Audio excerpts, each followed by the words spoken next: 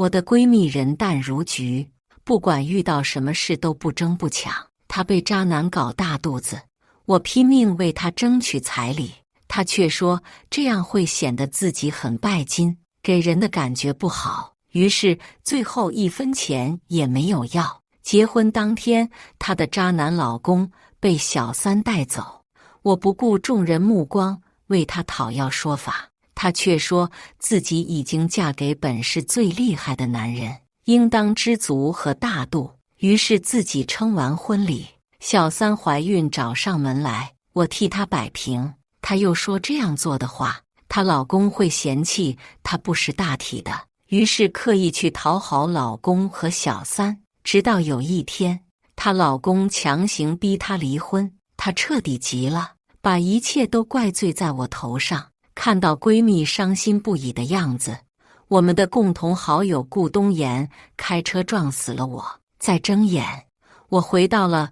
为闺蜜争取彩礼的那一天。大家好，开始今天的分享之前，希望你能给人间烟火点个订阅，我将会分享更多优质的内容。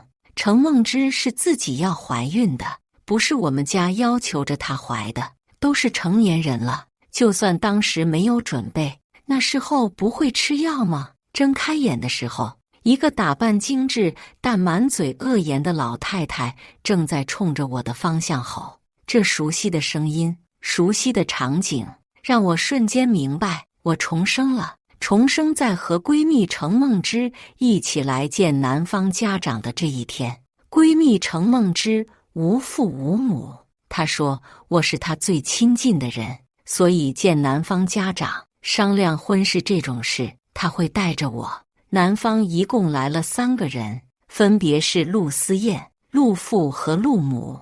陆氏集团是本市称霸一方的龙头企业，所以陆太太才这么嚣张狂妄。而陆思燕的父亲一直不说话，把这战场交给陆太太发挥。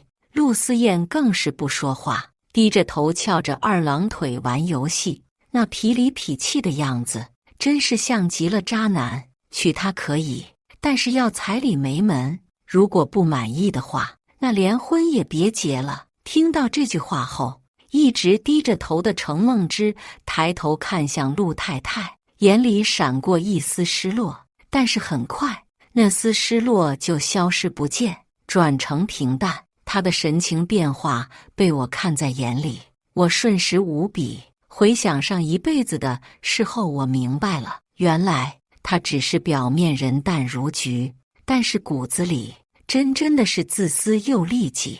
见程梦之一直不说话，陆太太着急了，你到底打算怎么着？好歹吱个声啊！咱们大家今天聚到这里来，不是为了看你沉默的。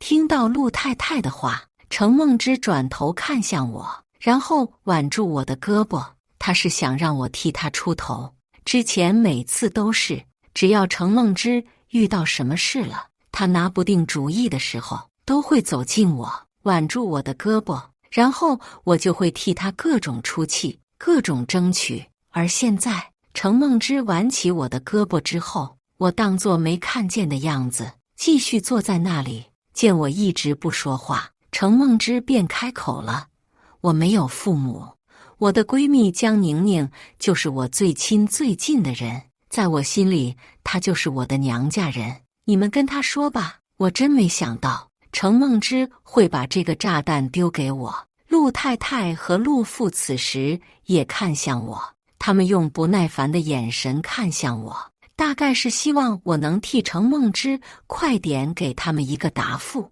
他们也不想在这里多浪费时间。我笑了笑，用一副娘家人的态度说道：我虽然是娘家人，但我也是个开明的娘家人，只要是梦之喜欢的，我就尊重；他不喜欢的，我就拼了命的拒绝。在我这里，谁也别想伤害他。我这话说的隐晦，但是听起来却是实打实的为程梦之考虑，所以他怨不得我什么。陆太太听完我的话之后，问程梦之：那你愿意嫁给我们家陆思燕吗？程梦之瞬间脸色难看，像被人设计，失去了一大笔财富一样。说愿意，就代表着没有彩礼了；说不愿意，连结婚的资格都没有了。毕竟，陆太太曾经扬言要给未来的儿媳妇3%的公司股份，本市最大的上市集团3%的股份所代表的金额，那是程梦之几百辈子都挣不来的。程梦之只得低下头掩饰自己的失落，然后娇羞地说道：“我愿意。”谁不知道陆家是真正的豪门，能嫁过去当少奶奶是多少年轻女孩子日思夜想的事。别说没有彩礼，就算是把自己的钱全部倒贴进去，绝大多数人也是愿意的。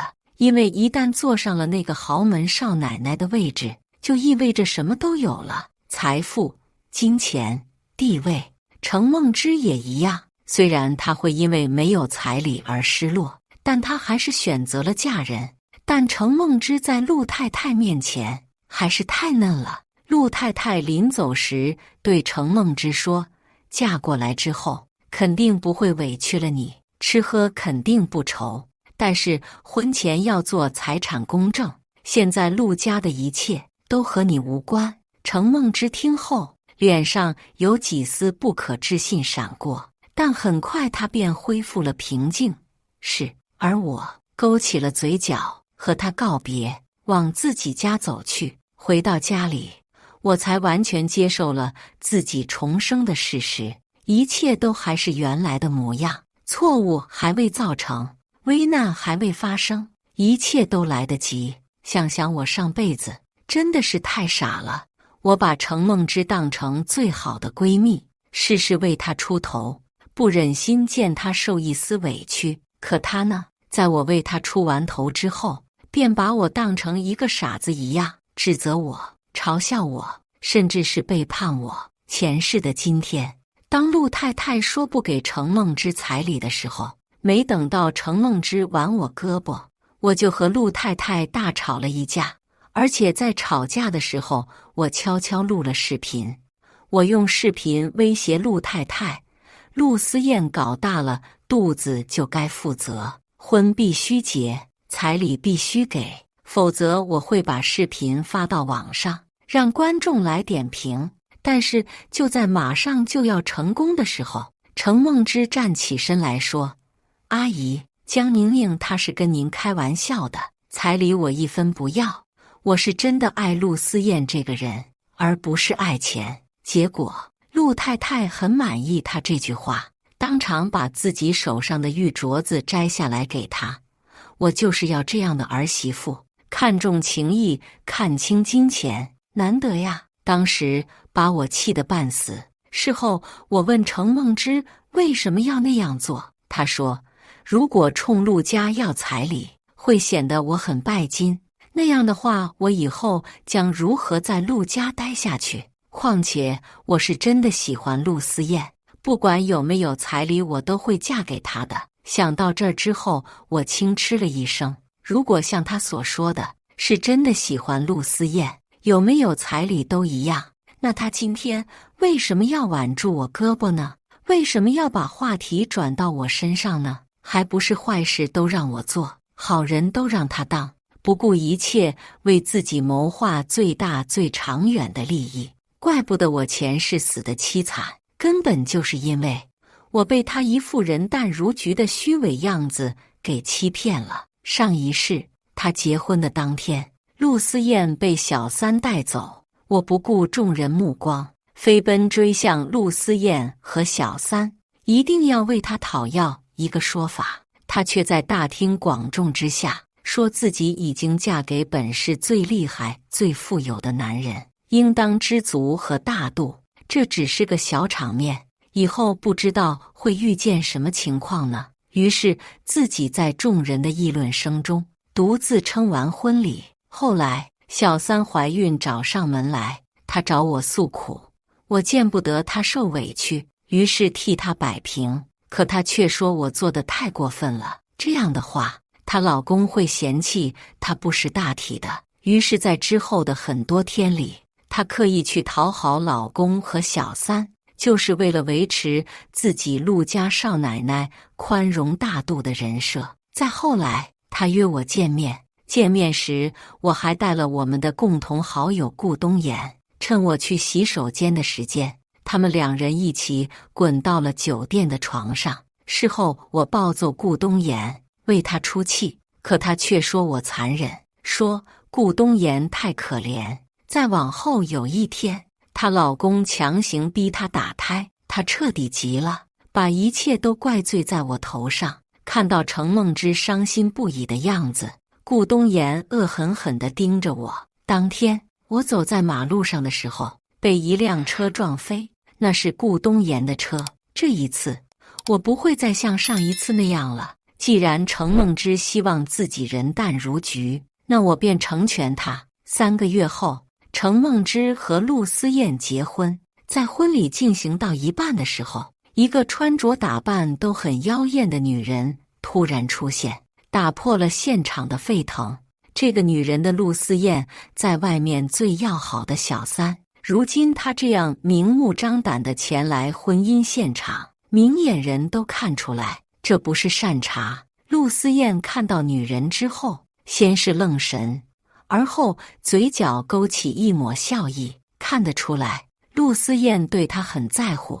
这个女人径直走到陆思燕跟前，我不是故意要来打扰你婚礼的，我也不在乎你和谁结婚，我只是要来告诉你一件事，我们的猫咪不见了，她还怀着孕，我真怕她出什么事。现场听完之后就开始议论纷纷。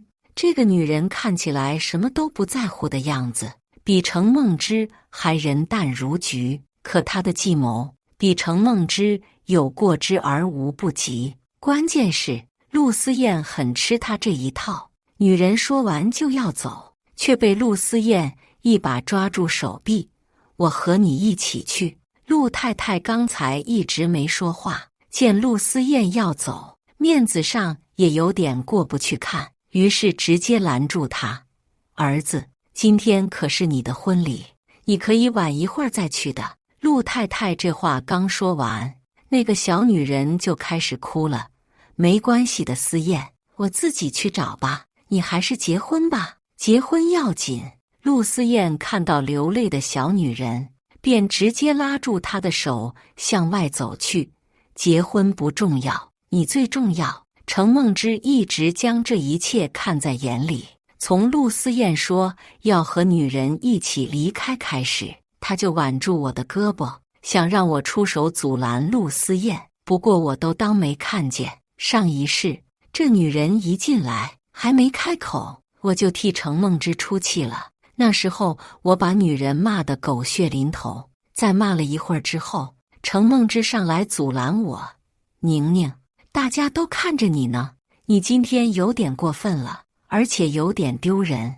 我被他气得差点吐血，我在帮他撑腰，骂小三，他却说我过分丢人。虽然很生气，但我还是不想让程梦之受委屈，于是转身对陆思燕好声好气地说，不管外面发生了什么事情，我觉得你现在都不应该走。你为了一个怀孕的猫猫，就丢下自己怀孕的妻子，这实在不是什么好事。我话刚说完，程梦之便把我拉到一边。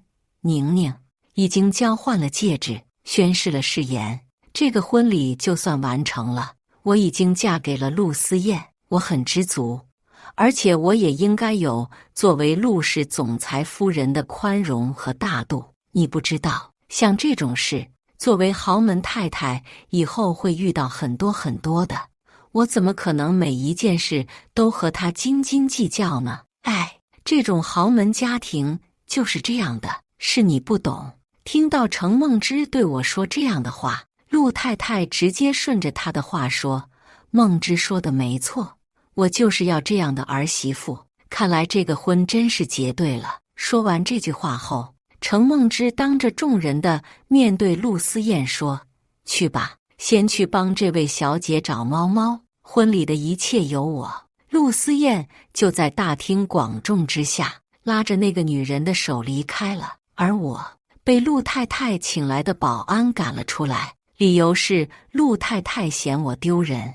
临出来前，看到程梦之拉着陆太太的手，说道：“妈，您别生气，确实是江宁宁做的不对。她那个人吧，有点没礼貌，您别跟她一般见识，好心当成驴肝肺。她对我不仅没有一点感激，反而再踩我一脚。现在想想，我上辈子真是太傻了。”眼见着陆思燕和那个女人就要离开，程梦之是真的慌了。见我刚才一直没有说话，他便一直挽着我的胳膊，越来越紧，现在都把我掐疼了。我拽着程梦之上前几步，拦住了陆思燕和那个女人。我手里刚好有个话筒，于是开音，转头问向程梦之：“梦之，你的新婚老公跟别的女人走了，你有什么想说的吗？或者有没有什么需要我帮忙的？只要你开口，我一定帮你做到。”我这话说的没错，作为闺蜜和娘家人，见自己这边的新娘子被欺负，确实应该出来说一句话，但是到底应该说什么话，我都得经过新娘子同意，毕竟是她结婚，而不是我结婚。我把话题转到了程梦之身上，众人都看向程梦之，她的样子佯装得很淡定，但有了上辈子的经验，我想她现在的内心一定是翻滚沸腾的。程梦之看了看我，又看了看众人后，开口说道：“作为陆氏总裁夫人，我会努力做好自己应该做的事，这是我的职责所在。作为陆思燕的妻子，我应该尊重她，信任她，给她一些自我的空间和时间，这也是我的职责所在。除此之外，我没有什么可说的了。”程梦之说完之后，便看向我，眼神里说不清是什么。我拿起话筒，对着陆思燕说道：“既然如此，我更没有什么可说的了。陆思燕，梦之说了，尊重你，信任你。我本来想拦着你来着，但是梦之说完之后，我便意识到自己错了。你是她尊重和信任的丈夫，所以我不能拦着你了。你快走吧。”程梦之错愕，但又马上恢复了淡定。我话里话外都表现出很无辜、很无奈的样子。纵使程梦之，她也说不出我任何错。陆思燕拉着那个女人的手快速离开，留下程梦之独自在婚礼敬酒、客套、寒暄、上仪式。程梦之结婚以后，几乎每天都约我出来。而且他让我同时叫上我们的共同好友顾东岩，虽然我不知道为什么，但我还是照做了。直到有一天，我、程梦之、顾东岩一起在一个景点吃饭聊天，趁着我出去打电话的功夫，两个人滚到了酒店的床上。程梦之给我打电话的时候，哭得梨花带雨。等我赶到的时候，他光着身子躺在被子里。而顾东岩在一旁一个劲的道歉。程梦之看到我之后，哭得更加厉害。宁宁，我也不知道怎么会这样，是顾东岩一直说你看好他和我，所以他才这么大胆。我听完他这话之后，直接愣住了。明明是他自己说的，和顾东岩是好友，虽然自己结婚了，但是还应该常联系。所以每次约我的时候，让我一定要带上他。但出了这样的事之后，好像都成了我的错了，好像是我这个恶人在故意撮合他们俩一样。我当时没有解释自己，而是先冲着顾东岩扇了一巴掌。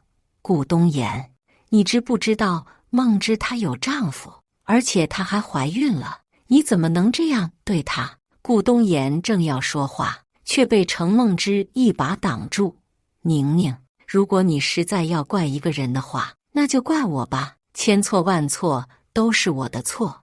我无奈地叹了口气，我就是替你委屈。程梦之眼含泪花，我不委屈，是我自作自受。这件事情还希望你替我们保密。我点头答应，一定。后来我死的时候才明白过来，当时那一次不是他们的第一次，他们两个早就有一腿，只不过一直没有让我发现而已。所以程梦之才总是借着我的名头见顾东岩。直到那一天，他们两个决定把他们的事告知于我，又不好开口，所以才演了这么一场戏，目的就是让我心存愧疚，好为他们以后继续打掩护。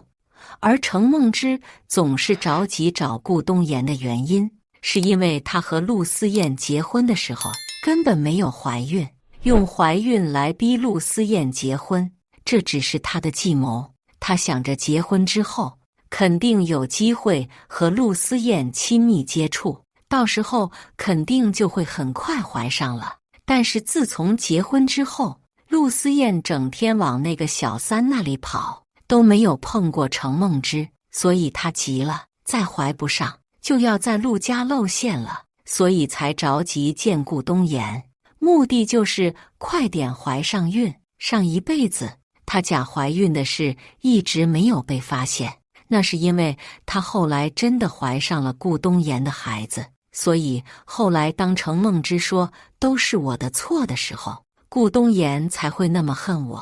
也正是因为这样，我死在了顾东岩的碾压下。这一辈子我一定不会让程梦之如愿。程梦之结婚之后的第一次约我，宁宁，虽然我嫁给了豪门，但是我们永远是好闺蜜，你说是不是？今天有时间吗？一起出来吃个饭吧，记得叫上顾东岩，你们两个是我在这个世上最亲最近的娘家人了。这话和上辈子还真是一模一样。我淡笑道：好啊，正好今天我和我表弟约好了一起吃饭，你也一起过来吧。听说我表弟和顾东岩在上学的时候是死对头，那我们这次先别喊顾东岩了吧，可以下次再喊他，可以吗？程梦之顿了顿，而后笑着回答道：好啊，那就先这样。我和顾东岩认识了也算挺长时间，我自是知道他一直在默默暗恋着程梦之，程梦之应该也能意识到这一点，所以上辈子他们俩才能那么快搞到一起。而这一辈子，我直接将他们的火苗掐灭。我去见程梦之的时候，不带顾东岩，而是带我表弟张月。所谓的表弟，也是我刚刚才认的，但是他的确是顾东岩的死对头。程梦之见到张月的时候，眼神先是一愣，随后莞尔一笑，害羞地低下了头。而张月见他这样，嘴角的欢喜挡都挡不住。我知道程梦之这时候急需一个男人来让她怀上孩子，所以我刻意给他们制造机会。果然，他们两个人都没有让我失望。当我说公司有事需要先离开一趟的时候，看得出来程梦之特别开心。果然，我离开他们后，开始在暗处观察的时候，程梦之已经主动坐到了张月的腿上了。没过多久，他们便一起离开，去了酒店。程梦之约我的次数越来越多。和上辈子不一样的是，这辈子程梦之每次约我的时候，都说要让我带上我表弟宁宁。我和你表弟挺投缘的，虽然他一表人才，长得也秀气，但是还是太稚嫩了。作为姐姐，你要多帮帮他，以后咱们俩姐妹聚会的时候，你就都带上他吧，也该让他学着点女生的喜好了，是不是？要不然他早晚会吃亏。我淡笑道：好啊，既然你都这么说了，那我就带上他吧。张月也很开心，他长得帅，但是也花心，他最喜欢只撩拨不负责这种事了，所以每次我喊他，他都屁颠屁颠地感谢我。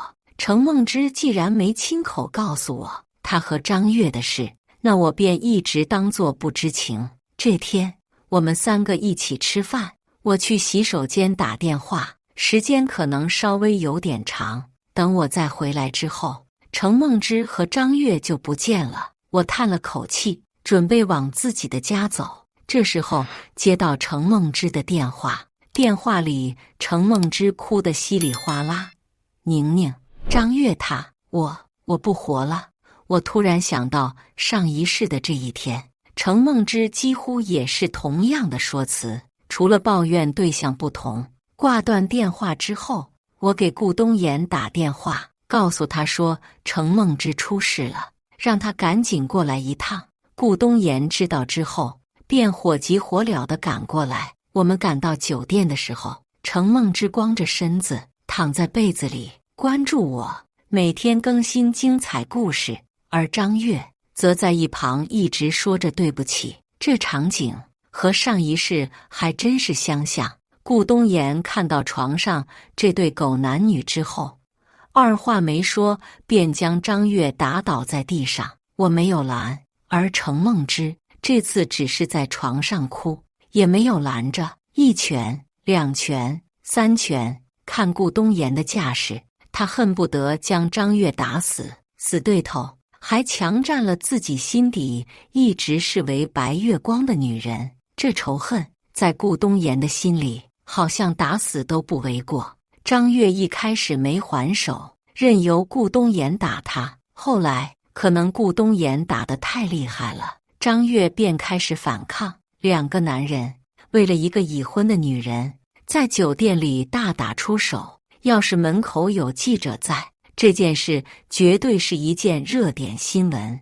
也不知道程梦之那个渣男老公陆思燕看到之后会作何感想。我看着打得差不多了，再打下去可能就真的出人命了，于是便上前阻拦。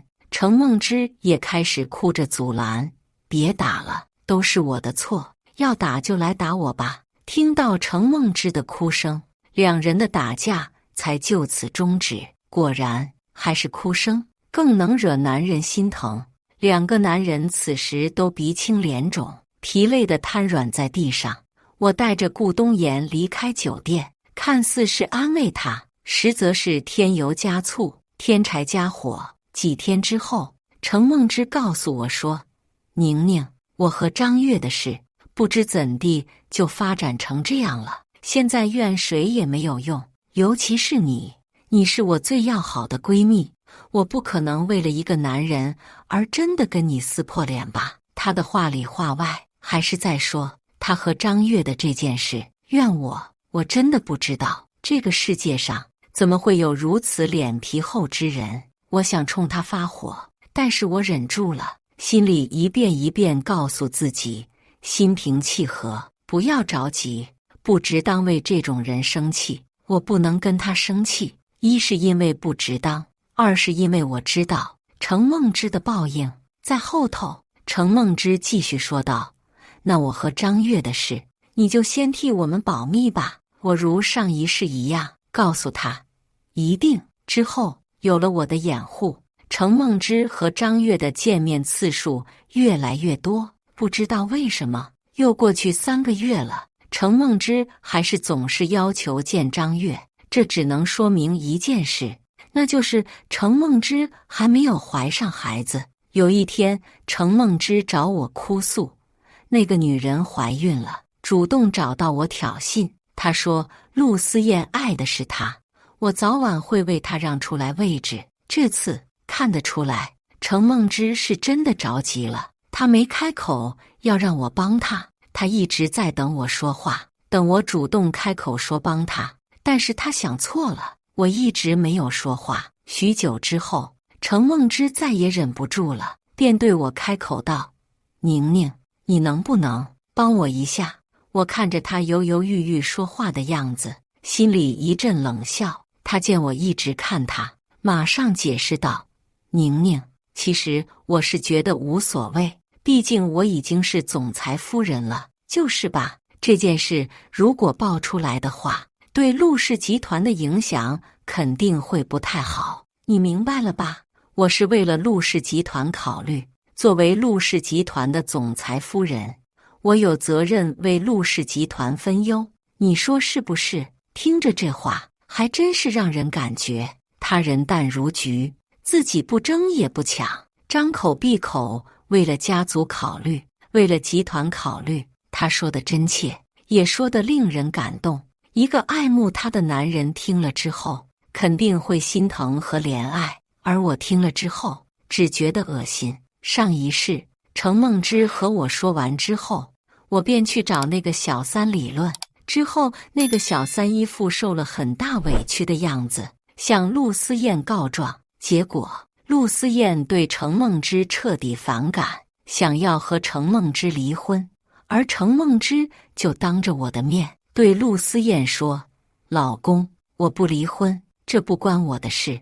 我也一直被蒙在鼓里，是江宁宁，大概是她觉得我委屈，所以想要替我出一口气罢了。都是江宁宁自作主张，老公，她就是嫉妒我，我们不离婚，好不好？”陆思燕一直默默不说话，程梦之着急了，用力摇晃着陆思燕的胳膊：“老公，你别生气，我本来就想着要把秦妹妹接到家里来住，只不过一直没跟你说罢了。让秦妹妹住到咱们家里来吧，这样你上班的时候，我也好对她有个照应。”陆思燕这才作罢：“那就按你说的做吧。”程梦之开心地笑道：“好，那就这样说定了。”陆思燕走后，我生气地问程梦之：“为什么要出卖我？”而程梦之一脸无辜的样子：“宁宁，你说什么呢？我只是跟你诉苦，我没让你去找秦姐姐啊。而且你没看见刚才陆思燕都对我厌烦了吗？你这样自作主张，陆思燕会觉得我很不识大体。以后你千万不要再这样了呀！这次的事我就不怪你了，你先走吧。”想想他说的也对，是我太把他当自己人，太想为他出头，却一直忘了问他到底需不需要。很多年前的一个晚上，我发高烧不退，晕倒在路上，是他匆匆忙忙将我送去医院。医生说，要是再晚来一步，就可能有性命之忧，所以我一直很感谢他，在我心里一直把他当成我的救命恩人。只要他开口，任何事情我都会为他赴汤蹈火，就算他没有开口，我也会提前预判他的处境，然后做出对他最有利的决定。现在看来是我错了，程梦之早已没有了当年的纯真，现在表里不一，满脑子都是虚伪和算计。上一世我听说，那个小三和程梦之住到一起之后，仗着陆思燕的宠爱，处处挑衅程梦之。而程梦之虽然很烦很委屈，但是他依然处处温柔以待，以显示他作为陆氏总裁夫人的端庄和大气。直到有一天，那个小三哭喊着说自己肚子疼，去了医院之后，医生说胎相不稳，输了几天液之后，小三已无大碍。那个小三就认定是吃了程梦之的糕点之后才开始肚子疼的。陆思燕宠溺小三，说程梦之心狠手辣，不配当妈妈，所以陆思燕逼着程梦之让他去医院打胎。程梦之孩子没了之后，像彻底变了一个人一样，每天神神叨叨。程梦之眼睛无神，欲哭无泪，但对着我的时候恨意满满。江宁宁，都是因为你，因为你总是插手我的事，才惹得陆思燕讨厌我，也因为秦姐姐吃了你送给我的雪花膏，才让秦姐姐胎相不稳，也导致我失去了自己的孩子。江宁宁，你有什么脸出现在我跟前？江宁宁，你怎么不去死？程梦之说这些话的时候，顾东岩恶狠狠地瞪着我。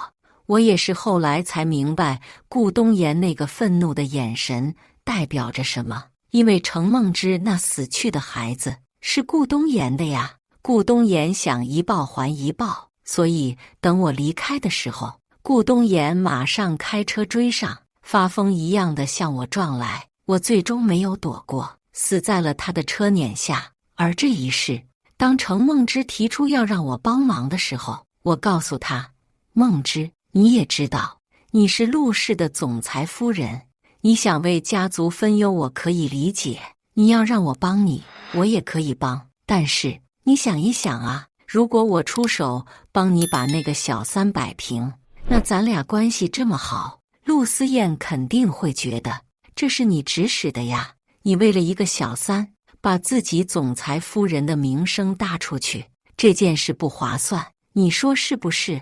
程梦之还想说什么，却被我一下打断。你放心吧，陆氏集团那么大，怎么会因为一个小三就被动摇了呢？就算真出了什么事，陆思燕也会出面解决的，是不是？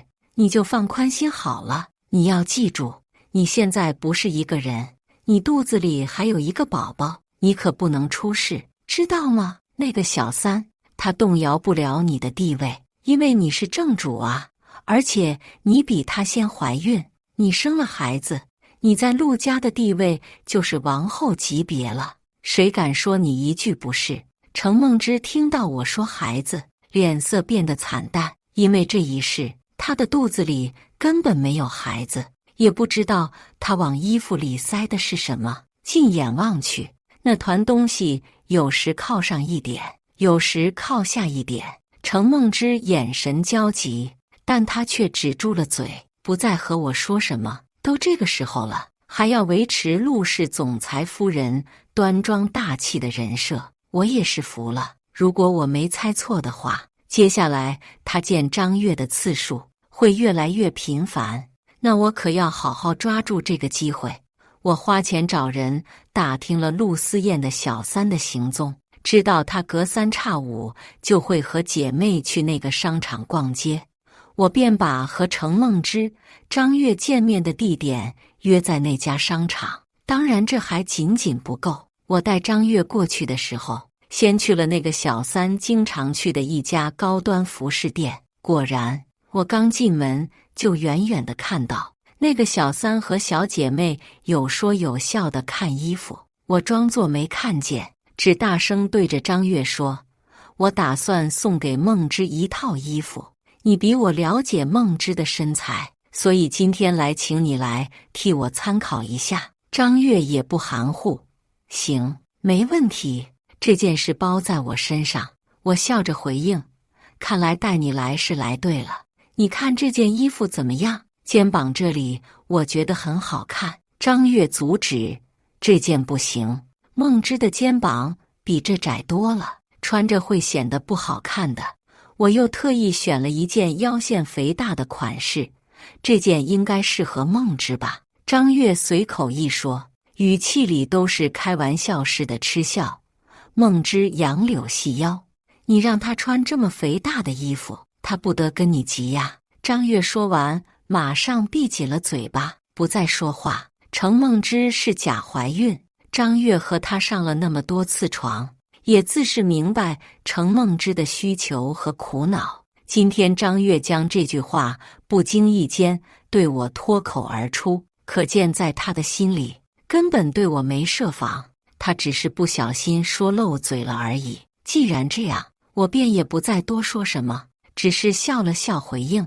我用余光扫过我的右前方位置，发现那个小三正盯着我们看，我依旧当作没看见，转身对张月说：“那我们先去吃饭吧，梦之还在等着我们呢。等下次我和梦之一起逛，她喜欢什么，我便买给她什么。”我和张月离开，很明显地感觉到身后跟了一条尾巴。吃饭的时候，程梦之丝毫不避讳，一会儿给张月夹菜，一会儿给张月擦嘴巴，而张月一直在给程梦之剥虾。吃完饭之后，我像以前一样，很识趣地找了一个借口离开，把战场交给他们2个，不是他们4个。果然，没过多久，程梦之就和张月去酒店开了个房间。我在暗处盯着的时候，那个小三也在暗处。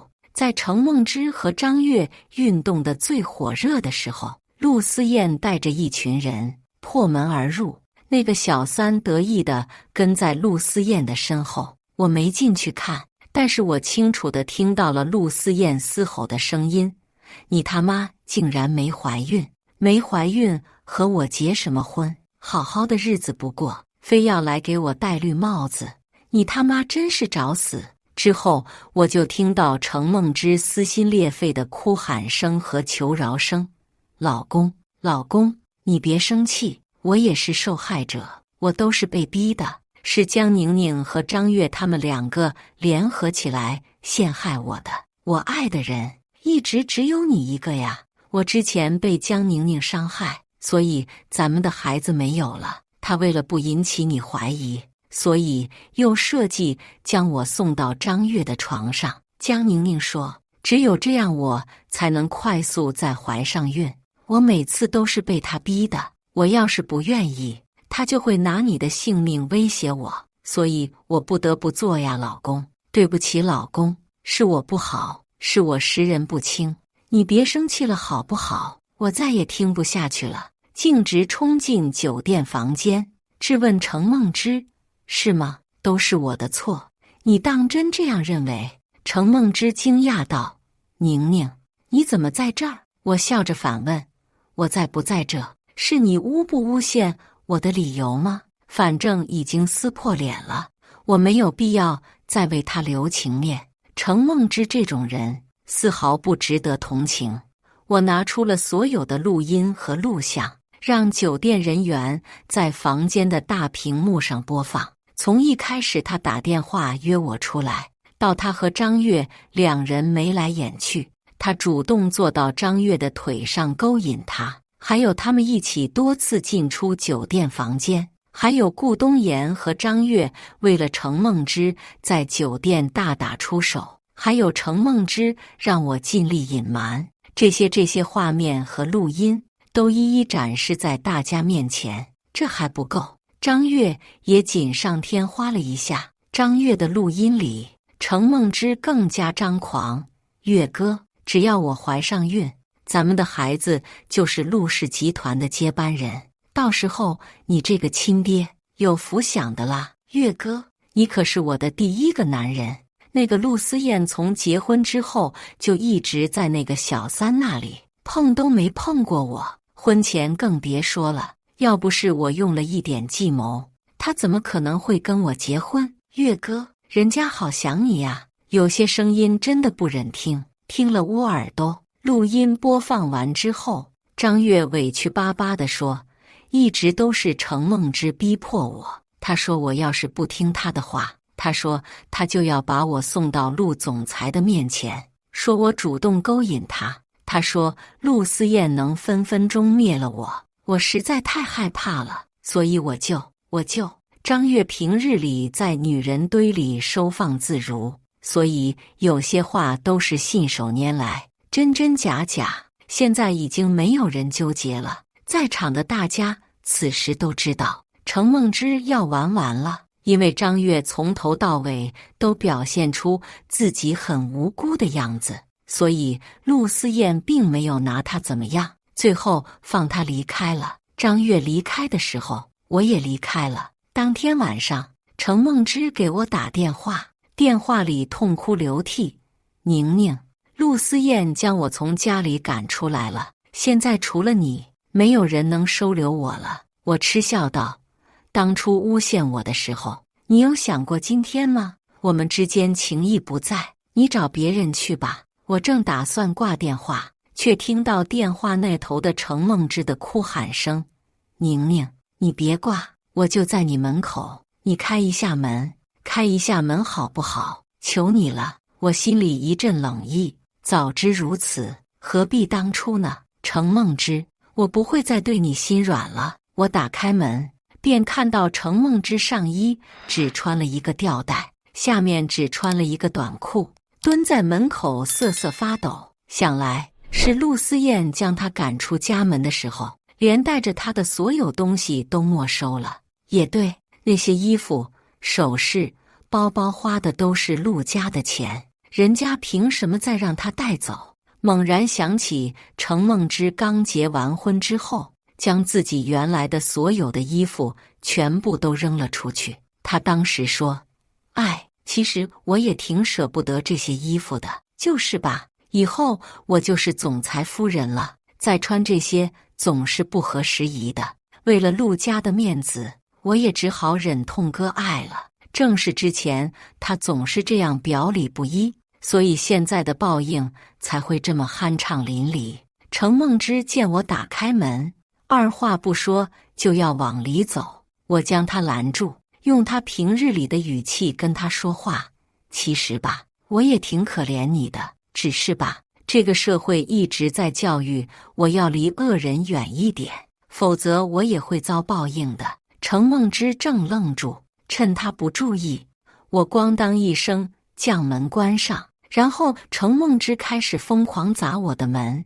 宁宁，开门啊，让我进去好不好？我求求你了，真的求求你了。程梦之的疯狂引来了众多邻居，邻居们议论纷纷，然后拍照录视频发布到网上。不到1个小时，帖子就火爆了，因为有人认出来，视频中疯狂的女子便是陆氏集团公子哥陆思燕的妻子。大家都在说陆思燕虐待自己的妻子，全部都要求陆思燕现身，给个说法。这件事情在网上传得沸沸扬扬，最后陆氏集团不得不发出声明来澄清。